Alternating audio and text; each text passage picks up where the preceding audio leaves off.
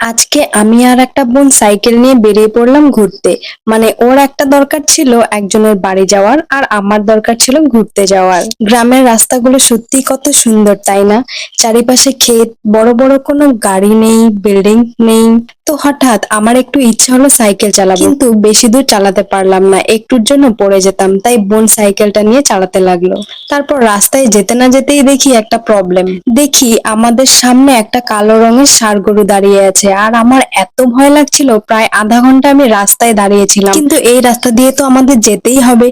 তাই আমার বোন সাহস করে সাইকেলটা নিয়ে চলে গেল। এই গ্রামটায় আমি প্রথমবার এসেছি, আর এত সুন্দর পরিবেশ আমার সত্যিই খুব ভালো লাগলো। চোখের সামনে এত সুন্দর পুকুর, কি সুন্দর শালুক হয়ে আছে, আর বাচ্চারা ফোন না কেটে বসে দিয়ে মাছ মারছে। আমার বোন ওর কাজটা করছে, আর আমি বাইরে বসে এই সুন্দর পরিবেশটা উপভোগ করছি।